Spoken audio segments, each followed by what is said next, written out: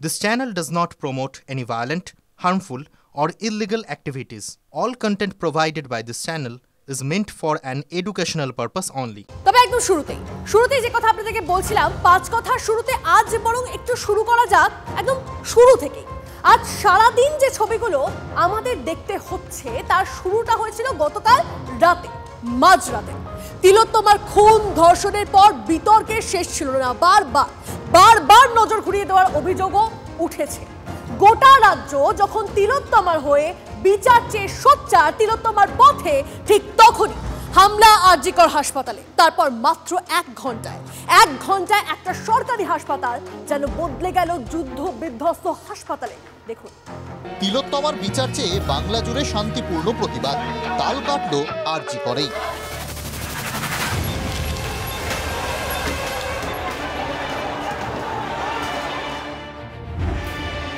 পুলিশের সামনেই হাসপাতালে হামলা দুর্বৃত্তদের। এতজনের হামলা এবং এতটাই আচমকা, প্রাণ হাতে ছুটতে দেখা গেল পুলিশকেই। ছুটলেন TV9 বাংলার প্রতিনিধিরাও। একদল লুকোলেন বাথরুমে, একদল মর্গে। একটু পরে বাইরে বেরোতেই দেখা গেল চারিদিকে শুধুই ধ্বংসের ছবি। হাসপাতাল না যুদ্ধক্ষেত্র বোঝা দায়। আমি ওটির পাশে একটা ঘরে আমরা অন্ধকার করে লুকিয়ে আছি। আমি যখন এমার্জেন্সিতে ঢুকেছিলাম ওরা টিউবলাইট ছুটছিল। ভয়াবহ অবস্থা। দুর্বৃত্তদের আক্রোশ গিয়ে পড়ে এমার্জেন্সি বিল্ডিংয়ে। নার্সিং স্টেশন চুরমার, মাটিতে গড়াগড়ি খাচ্ছে জীবনদায়ী ওষুধ। রড দিয়ে ভাঙচুর করার এই ছবিটাও সামনে এসেছে। আরজিকরে এই সেই এমার্জেন্সি বিল্ডিং, যে এমার্জেন্সি বিল্ডিং এর 4 তলা সেমিনার রুমে তিলোত্তমা অর্থাৎ পড়ুয়া চিকিৎসক তার উপর যৌন নিগ্রহ হয়েছিল এবং তাকে খুন করা হয়েছিল। এটা হসপিটাল নাকি অন্য কোনো ধ্বংসস্তূপ, অর্থাৎ যুদ্ধের কোনো জন্য এখানে ধ্বংসস্তূপ তৈরি হয়েছে সেটা বুঝতে পারছি না।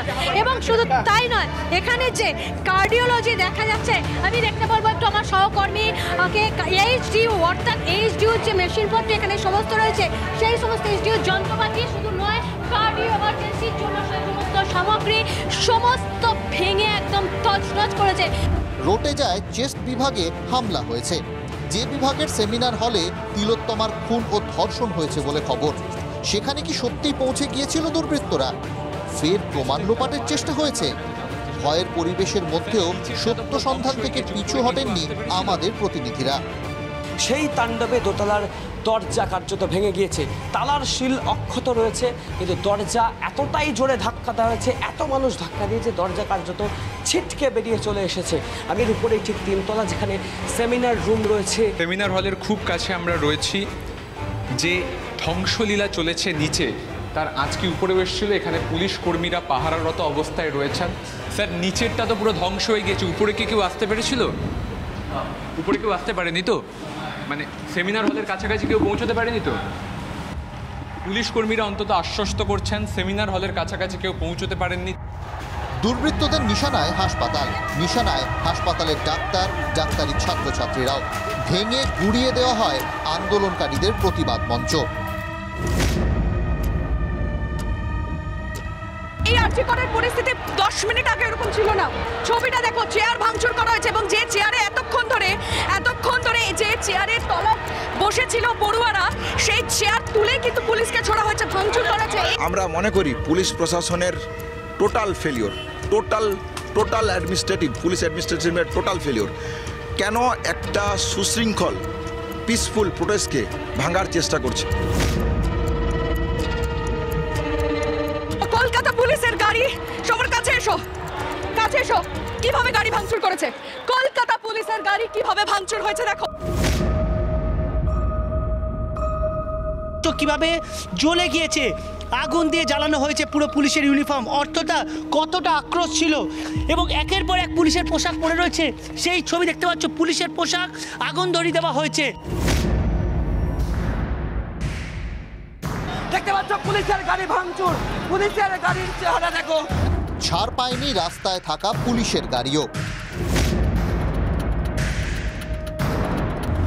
প্রশ্ন হলো, হামলা করলো কারা?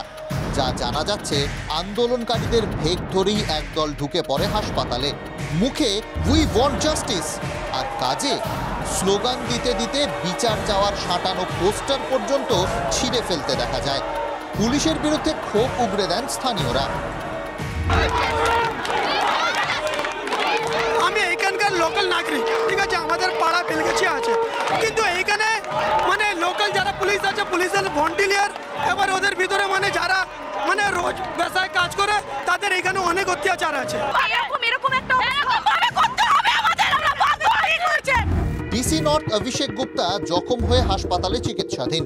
দুষ্কৃতীদের ছোড়া ইটে রক্তাক্ত হন মানিকতলা থানার ওসি দেবাশিস দত্ত।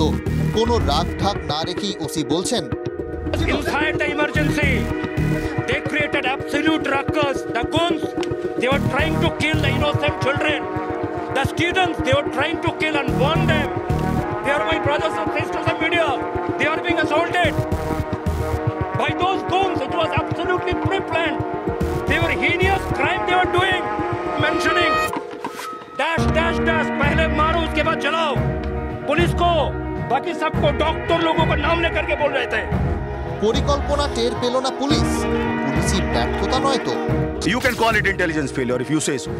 ঠিক আছে, but we don't spare people. মারমুখী দুষ্কৃতীদের দেখে পুলিশ পালাবে, তাহলে রক্ষা করবে কে? এর যুক্তিও দিয়েছেন পুলিশ কমিশনার।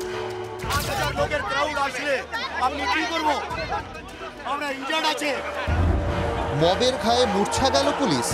রোগীদের ক্ষতি হলে তার দায় কে নিত? আরজিকর আরও একবার অনেক প্রশ্ন তুলে দিয়ে গেল। Bureau report, TV9 Bangla.